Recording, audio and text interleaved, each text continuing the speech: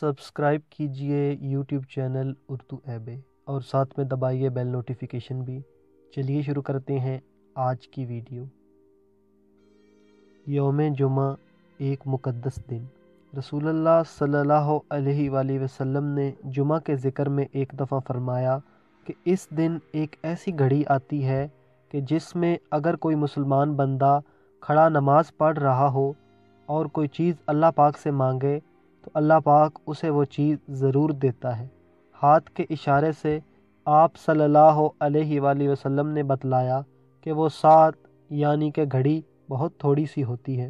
نبی کریم صلی اللہ علیہ وآلہ وسلم نے فرمایا، ان دنوں میں سے بہترین دن جن میں سورج نکلتا ہے جمعہ کا دن ہے۔ اس دن آدم علیہ السلام پیدا ہوئے اور اسی دن جنت میں داخل کیے گئے اور اسی دن ان کو وہاں سے نکالا گیا۔ قیامت بھی اسی جمعہ کے دن قائم ہوگی۔ یہ روایت صحیح مسلم میں درج ہے۔ قلوۃ القلوب میں ہے کہ رسول اکرم صلی اللہ علیہ وآلہ وسلم نے فرمایا، جس نے جمعہ کے روز مجھ پر 80 بار درود پاک پڑھا اللہ تعالیٰ اس کے 80 برس کے گناہ بخش دے گا۔ پوچھا گیا، اے اللہ کے رسول صلی اللہ علیہ وآلہ وسلم، آپ صلی اللہ علیہ وآلہ وسلم پر درود کس طرح پڑھیں؟ تو آپ صلی اللہ علیہ وآلہ وسلم نے فرمایا کہ یوں کہا کرو، اللہم صلی علی محمد عبدک و نبیک و رسولک النبی الامی۔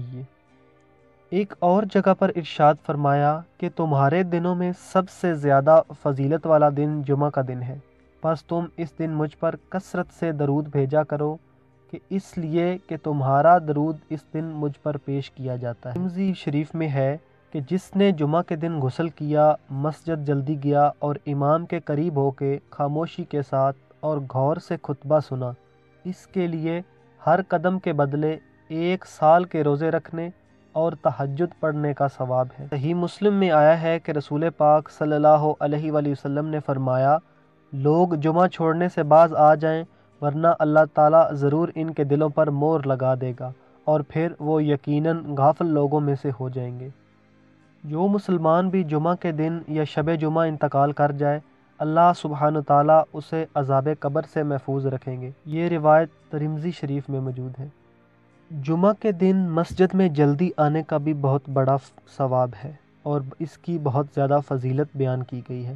ابو ہریرہ رضی اللہ تعالیٰ عنہ سے روایت ہے کہ نبی کریم صلی اللہ علیہ وآلہ وسلم نے فرمایا، جب جمعہ کا دن آتا ہے تو فرشتے مسجد کے دروازے پر کھڑے ہو جاتے ہیں اور آنے والوں کے نام لکھتے ہیں۔ سب سے پہلے آنے والا اونٹ کی قربانی دینے والوں کی طرح لکھا جاتا ہے، اس کے بعد آنے والا گائے کی قربانی دینے والے کی طرح، پھر مینڈے کی قربانی اور اس کے بعد مرغی کا اور اس کے بعد انڈے کا۔ لیکن جب امام خطبہ شروع کرتا ہے تو یہ فرشتے اپنے دفاتر بند کر دیتے ہیں اور خطبہ سننے میں مشغول ہو جاتے ہیں۔ صحیح بخاری حدیث نمبر 929۔ اپنی سوچ کو پانی کے قطروں سے بھی زیادہ شفاف رکھو، کیونکہ جس طرح قطروں سے دریا بنتا ہے اسی طرح سوچوں سے ایمان بنتا ہے۔ اے رب العالمین، اس جمعہ کے صدقے ہمارے تمام گناہوں کو معاف فرما دے۔ ہمارے گھروں میں جو بیمار ہیں ان کو بیماری سے نکال کر شفائے کاملہ عاجلہ عطا فرما، ان کو صحت عطا فرما، ان کو درازی عمر بالخیر عطا فرما اور ہمیں دنیا اور آخرت کے مصائب سے بچا۔ آمین یا رب العالمین۔